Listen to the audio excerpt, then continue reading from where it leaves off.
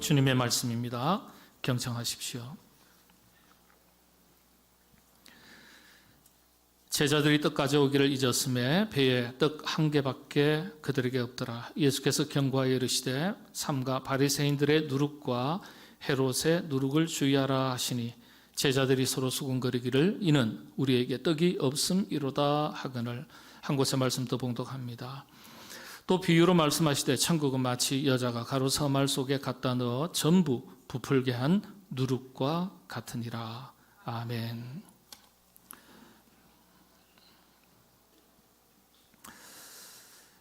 한국교회 신앙의 대선배들 중에 김교신이라는 분이 계십니다.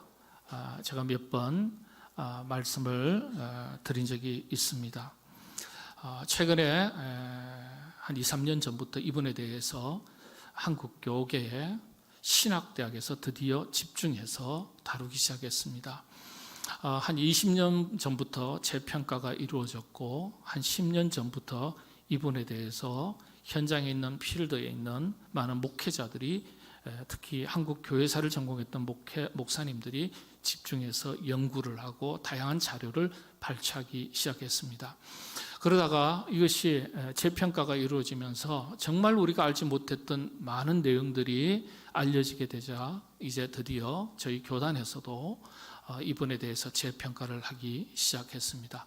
최근에 보통은 일반적으로 신학대학에서 신학자들이 연구한 것을 목회 현장에 있는 목사님들이 또 이어서 여러 가지 연구를 하는 경우가 많습니다만은 이분에 대해서는 현장의 목사님들이 재평가하기 시작하자 이런 여론이 확산이 되니까 다시 신학계에서 이제 연구를 하기 시작했습니다. 한국 교회사의 인물 연구라는 장르가 있습니다. 아주 중심의 인물로 이분을 드디어 불과 몇 년 전부터 올려놓기 시작을 했습니다. 아주 훌륭한 분인데 이전에 제가 말씀을 미처 못 드렸던 부분에 대해서도 함께 말씀을 드리겠습니다. 1901년 4월 18일이죠. 다음 달, 한 달 후쯤 되겠죠. 이즈음입니다. 함경북도 함흥에서 태어났습니다. 1920년 20살 때 일본 동경 유학생으로 지내던 중에 노방전도를 보고 듣다가 성령님의 감동으로 인해서 예수님을 영접하게 되었습니다. 이날이 토요일이었는데요. 그 다음 날 곧바로 주일에 가까이 있는 교회를 찾아가서 등록하고 신앙생활을 시작하게 되었습니다. 이후에 더 깊은 신앙세계를 알아보기 위해서 또 하나님 말씀을 알아가기 위해서 일본의 세계적인 성서학자 우치무라 간조 선생을 찾아가고 그분의 신앙훈련의 문화생으로 들어가게 되었습니다. 우치무라 간조 선생이 지도하는 성경공부반에서 성경 공부를 하면서 더 깊은 영적인 세계에 들어가게 되었습니다. 우치무라 간조 선생은 참 훌륭한 분입니다. 일본이 나온 세계적인 신학자라고 평가받습니다. 이분이 일본 분이지만은 일본이 세계 평화를 위해서 일본이 쓰임 받아야 되지 다른 나라를 침략하고 핍박하고 무력으로 폭력으로 장악하고 그렇게 고통을 주는 것은 기독교 정신에 위배된다. 철저하게 반대를 했습니다. 그러다 보니까 일본에서도 이 우치무라 간조 선생이 굉장히 공경을 많이 겪었습니다.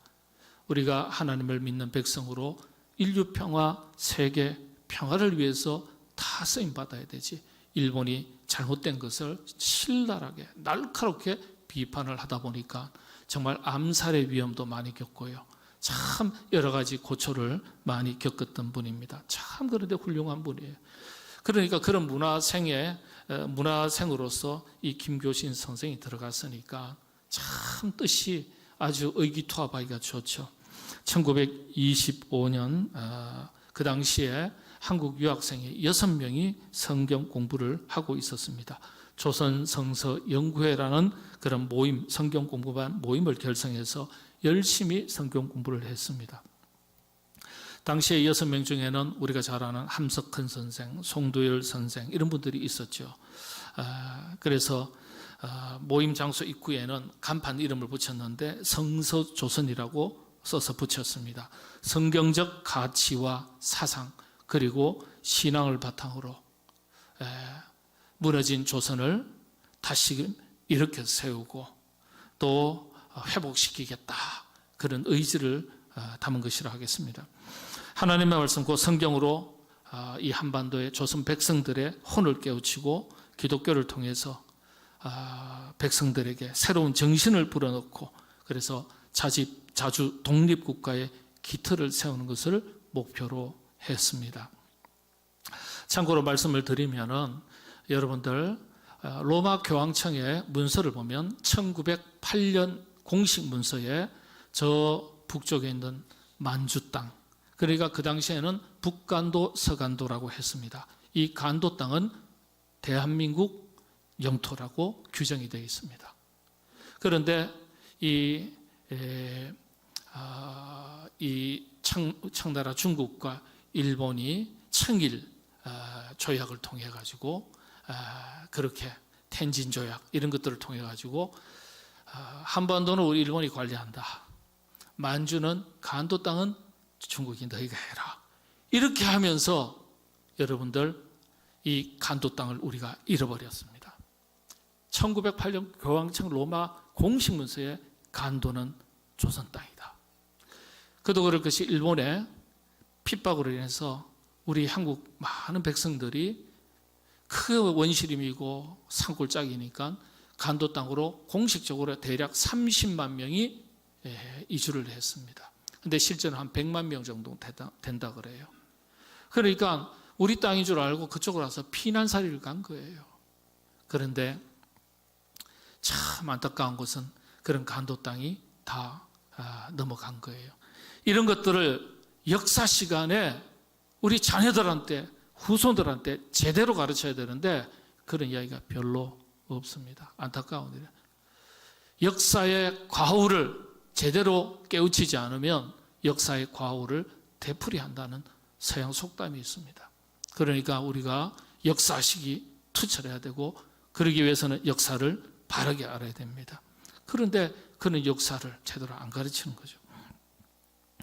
그래서 일제강점기 시대에 참 많은 애국지사들이 무너진 나라의 국권을 회복시키기 위해서 정말 목숨을 내어놓고 피땀 어린 노력을 기울였는데, 특별히 종교를 통해서 나라를 다시금 회복시키려고 했던 사람이 세 분이 있습니다. 그 중에 한 분이 이 만해 불교의 한용운 선생이죠. 그리고 동학 최재우, 나중에 천도교로 이름을 바꿉니다. 또 다른 한 분이 기독교의 김교신 선생입니다. 만해 한용운 선생은 민족 시인이고, 그리고 교과서에서도 다 가르치고 그러지 않습니까? 동학 운동도 전부 다 민초들의 이 뭐라 그럴까요? 인권, 자유를 위해서 그거 다 가르치지 않습니까? 그런데 기독교 사상을 빼놨어요. 여러분들 건세사를 보면요, 기독교를 빼고서는 건세사를 설명할 수가 없습니다. 학교, 병원, 교회, 독립운동, 구석구석까지 기독교가 다 스며들었어요. 기독교를 빼고서는 설명할 수가 없어요. 그런데 기독교에 대해서 교과서에서 별로 안 다뤄요. 다루는 거 보셨어요? 배운 적 있으세요? 저도 별로 배운 적 없어요.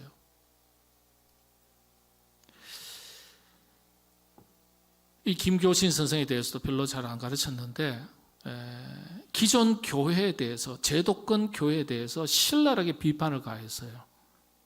그런데 그러다 보니까 기존 기독교에서 좋아할 리가 없겠죠.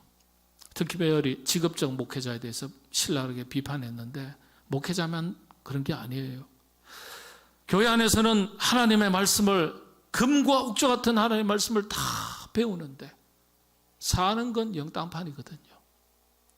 그러니까 그런 모순된 그리스도인의 모습과 교회의 모습에 대해서 비판을 가한 거예요.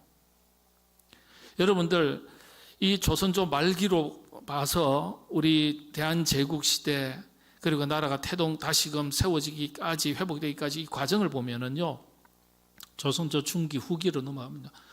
우리 한국 사람이요, 당쟁이 얼마나 심했는지 몰라요. 예? 당쟁이 너무 심해가지고 한쪽이 잡으면 한쪽을 다 죽이고요, 멸문지화시키고. 그러니까 안으로 무너진 거예요. 안으로. 일본한테 넘어가기 전에 우리가 안으로 힘을 너무 많이 잃어버린 거예요. 서로 싸우다가. 예? 그런 점에 대해서 비판을 했는데 교회가 제 역할을 못하고 배우는 것과 사는 것이 다른 것에 대해서 교회와 그리스도인을 향해서 비판을 하니까 좋아할 리가 없겠죠. 옳은 소리인데도, 옳은 말 해도요, 여러분들 싫어합니다.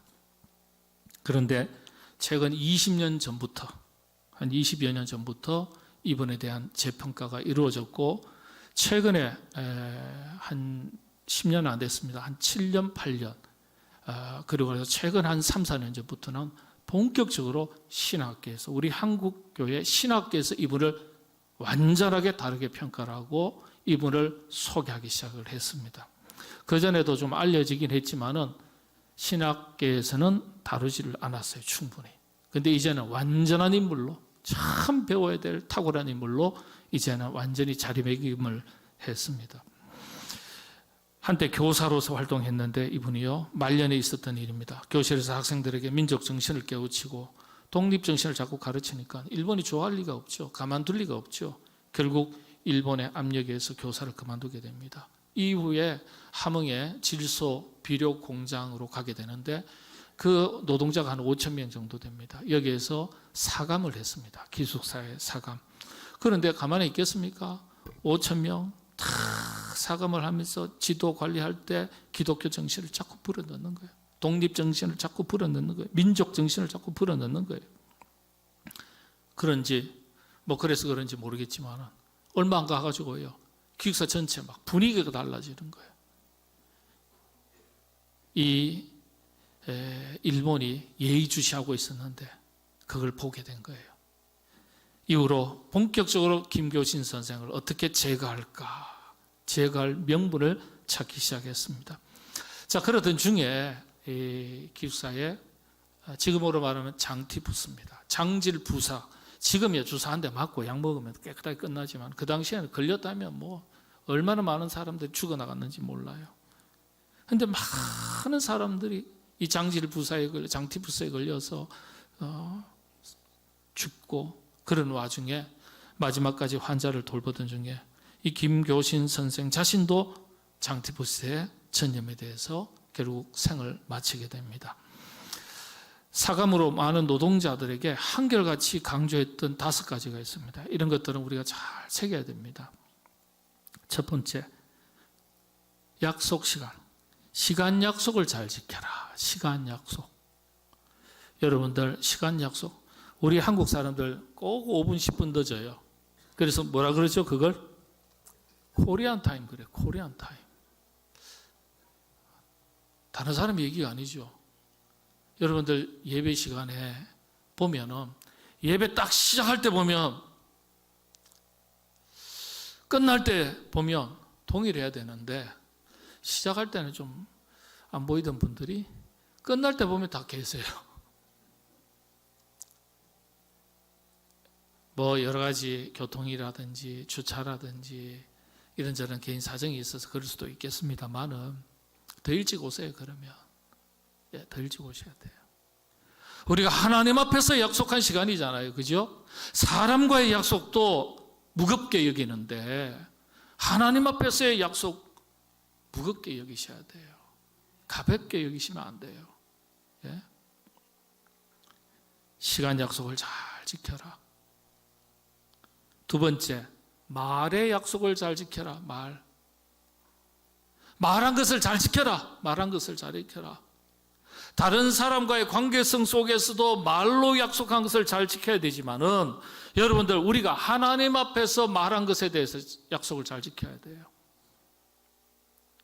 우리가 약속을 잘 어기기가 참 쉽습니다. 특별히 찬양대. 저도 물론이고요.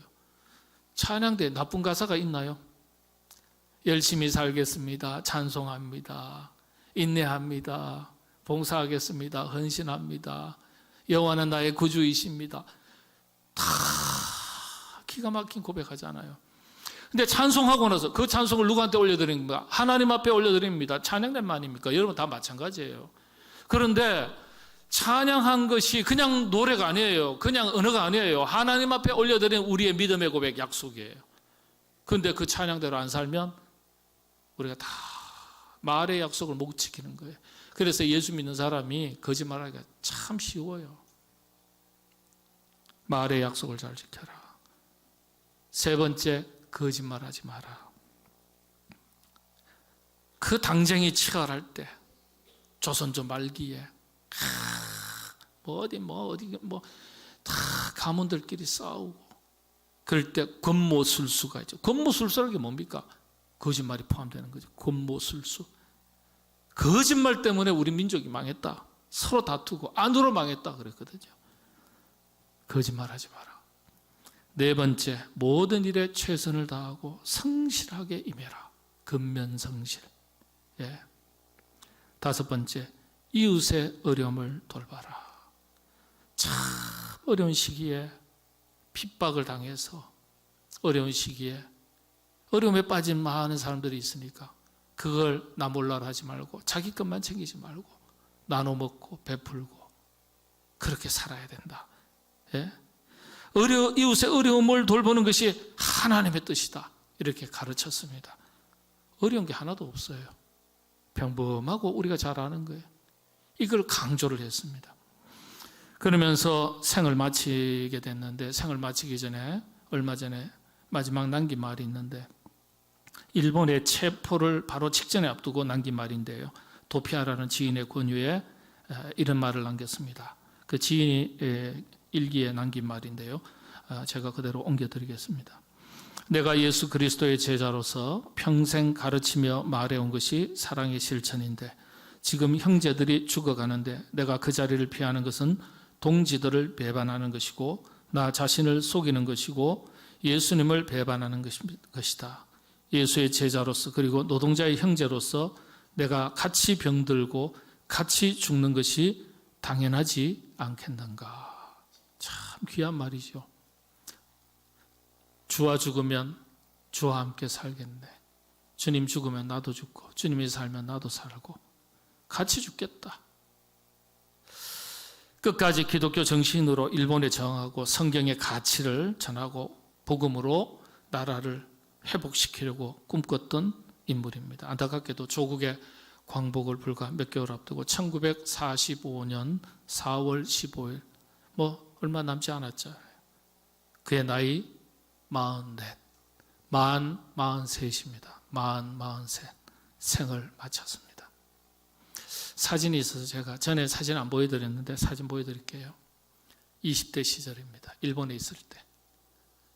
그 옆에 우찌무라 간조 선생입니다.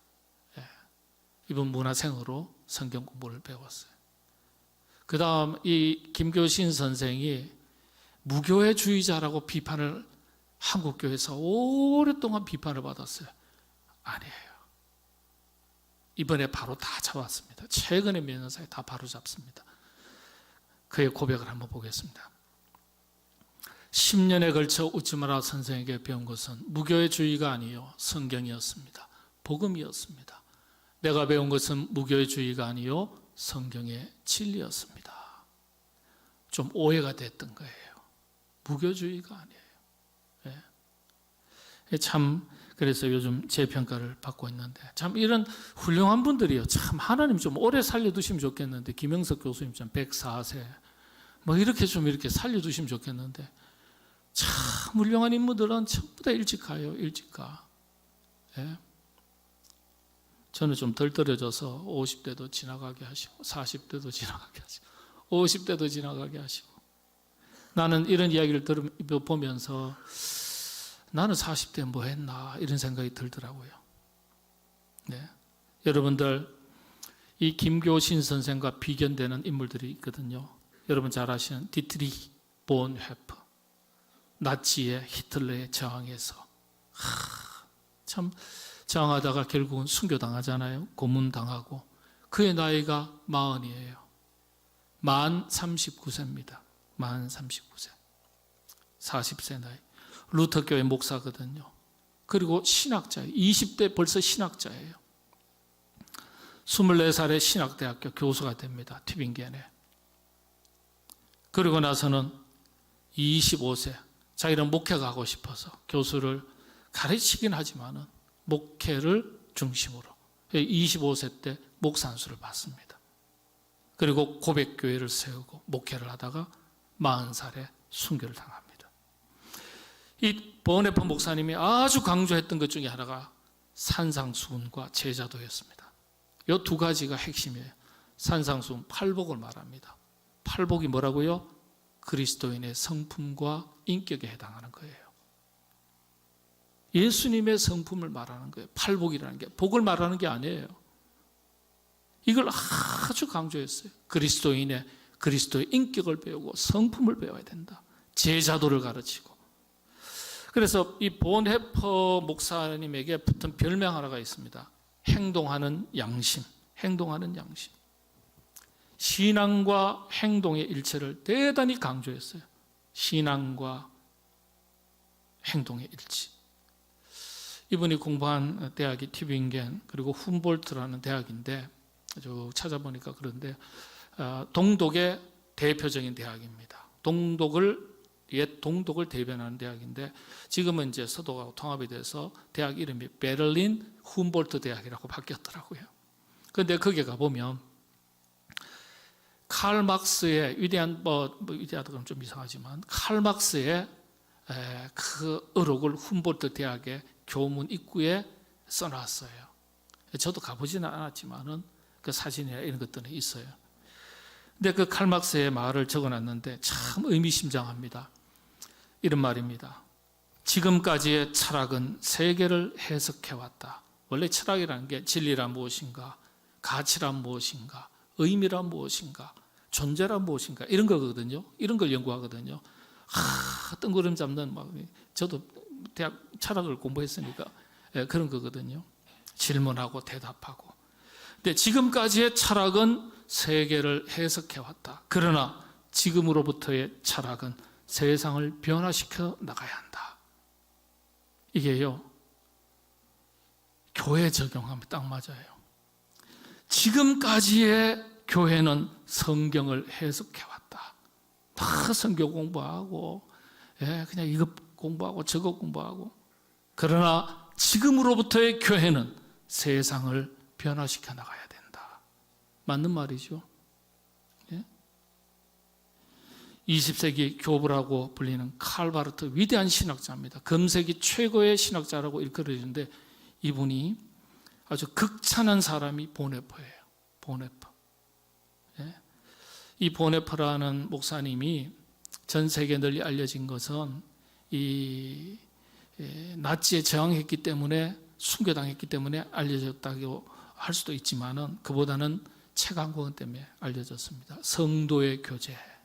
우리 한글 성경에서는 우리 한국말에서는 이렇게 번역을 했습니다. 성도의 교제. 교회라는 본질이 뭡니까? 코이노니아예요. 코이노니아.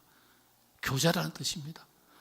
그리스도의 몸을 이루는 지체로서 서로 연합하고 교제가 깊고 힘을 한데 모으는. 그래서 여러분들 건강한 신앙생활에는요, 조용히 혼자 예배드리고 혼자 가는 거 건강하지 않아요. 구름대처럼 1000명, 2000명, 3000명 모여도 교제가 단절되면 건강하지 않아요. 차라리 100명, 200명 모여서 서로 함께 기도하고 떡을 떼고 선한 일에 힘을 모으고 그게 건강한 교회입니다. 그런 교회를 추구해야 돼요. 그런 교회를. 예? 터무니없이 많이 모인다고 신천지가 좋은 교회입니까? 그 교회도 아니죠. 통일교회가 좋은 교회입니까? 아니에요. 우리가 그런 의식을 가지고 저도 목회해야 되고 여러분도 신앙생활을 하셔야 돼. 그래야 건강한 거예요. 그래야 건강. 사람 모으는 것만이 능사가 아니에요. 성도의 교제, 시간이 되시거든 형편이 되시거든 꼭 사서 책 읽어보시기 바랍니다. 혹시 돈이 없으시면 저한테 오시면 제가 잘 주문해 드리겠습니다. 여러분, 이분이 다 40세, 44살 참 안타깝습니다. 여러분들, 우리 근세사에 언더우드 선교사님을 빼면 말이 안 되거든요. 이분이 학교, 병원, 교회 얼마나 영향을 많이 미쳤는지 일대기를 쭉 자료들 보면 깜짝 놀랄 정도입니다. 근데 4살 때, 애가 괜히 하는 소리였겠지만 4살 때 선교사 되겠다 그랬어요. 4살 때. 그런데 10대 때 결심 딱 하고요. 22살, 3살 때 선교사 훈련을 받고 목사가 공부를 다 받습니다. 그러고 나서는 26살 때 이미 20대 초반에 목사가 되고 26살 4월 5일 곧 다가오죠. 제물포에 한국에 첫 발을 내딛는 선교사가 된 거예요. 몇 살이라고요? 26살. 26살. 그때 함께 선교사로 한국 땅을 같이 밟았던 사람이 선교사님이 아펜젤러. 아펜젤러는 몇 살일까요? 27살이에요. 27살. 여러분들 26살짜리 27살짜리가 자기의 전 생애를 한반도의 복음화를 위해서 내놓은 거예요. 이야, 20대 참 멋있습니다. 예? 여러분, 우리가 20대를 우습게 알면 안 돼. 아유, 아직도 덜 여물고 덜 익었고 교육 대상이고 훈련 받을 대상이다. 아니요. 여러분, 켈빈, 루터 전부 다 20대 초반에 다 신학하고 그래요. 결정하고. 20대들을 그냥 우리가 돌봐야 될 수준으로 생각하시면 안 돼요. 엄청난 가능성 있고 자원이에요. 힘이 있는. 예? 26살, 27살 아펜젤러 조국 이 조선 땅에 입국해서 이분도 아까워요. 44살에 순교합니다. 43세 순교합니다. 끝나고 나니까 아내가 선교 다시 와요. 선교사로. 그 아들, 딸이 다시 선교사로 다 한국에 들어와요. 다 순교합니다. 정말 대단해요. 언더우드 선교사님. 그 아들이 일제시대 때 선교사로 다시 와 선교사로 활동합니다. 일본한테 핍박당하고 추방당하고 그 손자가 한국 땅에 들어와서 6.25 동란 다 치르고요. 그 증손자가 다시 한국 땅에 다 들어와서 선교 활동 다 해요. 이야, 그래서 우리 한국이 있는 거예요. 한국 교회가 있는 거예요. 루터 켈빈 말씀드렸는데 10대 시절에 다 결심합니다. 20대에 헌신하고요. 켈빈 같은 경우는 22살, 3살 때 기독교 강요를 완성하고 25살 때 집필을 끝내고 26살 때 책으로 출판이 됩니다. 그런데 전 세계의 신학계에서는 이 켈빈이 쓴 기독교 강요가 얼마나 깊은지 아직도 연구 대상이에요. 공부하는데 어려워요. 20살짜리가 한 거예요. 20살짜리가. 본회표에 버금가는 인물 2사람을 꼽습니다. 오늘은 우리가 마가복음 강해서 하지만 도움을 위해서 제가 쭉 설명하니까 그냥 들으시면 좋을 것 같아요. 본회표에 버금가는 2 인물로 우리 한국교회사 인물연구에서 2사람을 딱 정리했습니다. 한 사람은 주기철 목사님, 한 사람은 김교신. 본회표에 버금가는 인물로 한국교회사 인물연구에서 그렇게 드디어 지금 자리매김이 되기 시작했어요. 정말 훌륭한 분이에요. 그런데 주기철 목사님 45세 순교당합니다. 김교신 선생 44살. 안타까워요. 우리의 신앙의 선배가 어떻게 성경을 배우고 어떻게 믿었고 어떻게 자기 인생을 투자했는지 우리가 살펴보고 배우는 것이 필요하죠. 김교신 선생의 생애를 설명하는 한 구절의 단어가 있어요. 지금 해석을 할 때 전부 다 그렇게 평가합니다. 좋은 누룩 같은 사람. 좋은 누룩이라고 평가합니다. 좋은 누룩. 선한 영향력을 발휘하는 삶이죠.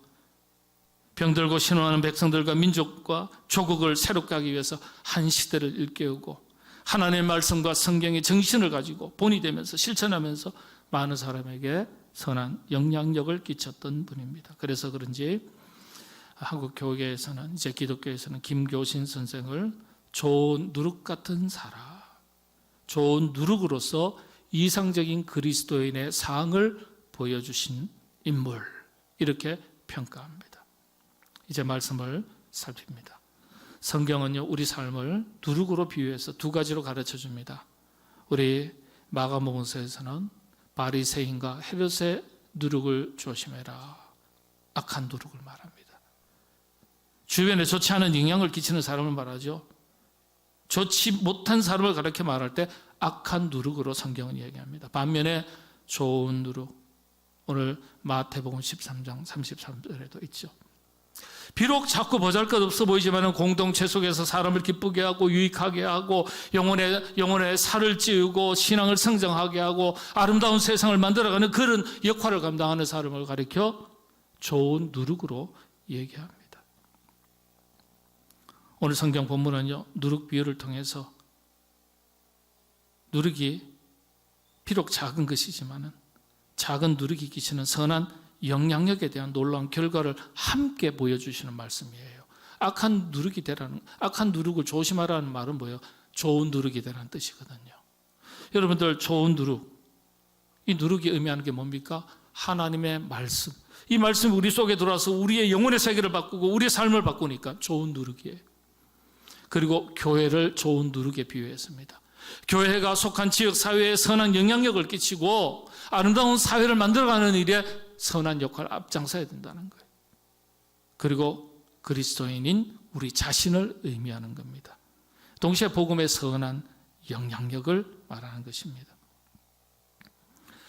우리가 살아가는 삶의 현장에서, 가정에서, 교회에서, 일터에서 많은 사람들에게 좋은 누룩과 같은 영향을 끼치고 살아가는 것, 참 귀하고 보기 좋은 것입니다. 네. 아버지로서 가정에서 좋은 누룩과 같은 아버지, 어머니도 마찬가지고, 교회에서도 그렇고, 직장에서 그렇고, 우리 아버지만 나타나면 온 집안 식구들이 긴장을 해요. 그 실패한 아버지예요. 네. 저분만 나타나면 분위기가 쏴하게 바뀌어. 실패한 신앙생활이에요. 재미없고 밋밋한데, 저분만 나타나면 분위기가 밝고, 재밌어지고, 입이 열리고, 그 선한 좋은 누룩이 되는 거예요. 예?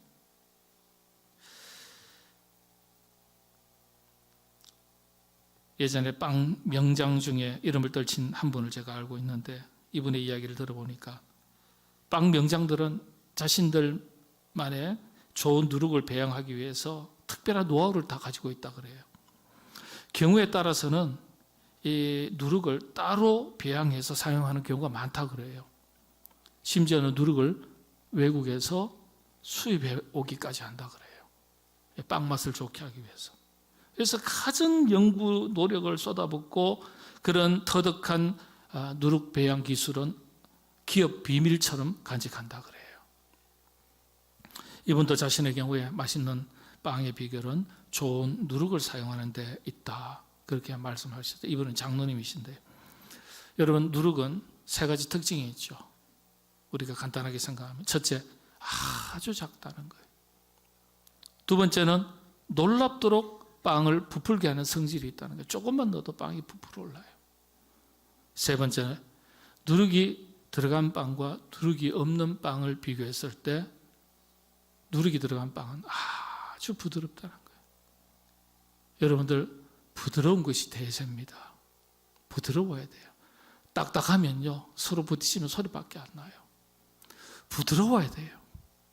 예. 말이 부드러워야 되고, 행동이 부드러워야 되고, 성품이 부드러워야 되고, 누가 옆구리 와서 툭 한 대 쳐도 2박 3일 뒤에 누가 쳤을까? 왜냐, 2박 3일 뒤에 너 옆에 친 사람이 없으니까. 그죠? 근데 우리는 치기도 전에 가까이 오면 막 온몸에 경기를 해. 긴장을 해. 그러면 안 되죠. 부드러운 사람이 대세입니다. 부드러워야 돼요. 네. 여러분들 다 부드러운 분 되시기를 바랍니다. 네. 말씀을 마칩니다. 좋은 누룩은 빵 맛을 좋게 합니다. 사람의 입과 마음을 즐겁게 합니다. 미량이라도 전체를 부풀게 하는 힘이 있습니다. 영적인 의미가 있죠. 가진 게 없다, 재주가 없다, 능력이 없다, 힘이 없다 할 것이 아니에요. 주님께서 쓰시면 작아도 쓰임받을 수 있고 부족해도 능력이 나타날 수 있습니다. 삶의 현장인 여러분의 가정을 얼마든지 바꾸실 수 있고 교회를 얼마든지 바꾸실 수 있고 사회를 얼마든지 바꿀 수 있습니다. 그런 일에 누룩처럼 쓰임받는 우리 자신, 우리 교회가 될 수 있기를 바랍니다. 지금도 좋은 누룩 같은 사람이 꼭 필요합니다. 그렇지 않습니까? 나는 어떤 누룩인가? 나는 어떤 그리스도인인가? 나는 어떤 일꾼인가? 신앙의 선배 김교신 선생처럼 좋은 누룩으로서 선한 영향력을 발휘하고 그렇게 살아가고 있는가? 나는 어떤 누룩으로 살 것인가? 빵에 넣는 누룩을 성경은 꽃에 비유하기도 합니다. 갈라디아서 5장 9절에 보면 적은 누룩이 온 덩이에 퍼지느니라. 고린도후서 2장 15절의 말씀 보면 우리는 구원받는 자들에게나 망하는 자들에게나 하나님 앞에서 그리스도의 향기니 이 사람에게는 사망으로부터 사망에 이르는 냄새요 저 사람에게는 생명으로부터 생명에 이르는 냄새라. 누가 이 일을 감당하리요? 사랑하는 성도 여러분, 좋은 누룩이 되시기를 바랍니다. 기도하겠습니다. 좋은 누룩이 되고 싶습니다. 주 성령님, 우리에게 그런 믿음 주시고 지혜 주시고 용기 주시고 결단하면 결단한 대로 살아갈 수 있도록 성령님 도와주시옵소서. 예수님의 이름으로 기도하옵나이다. 아멘.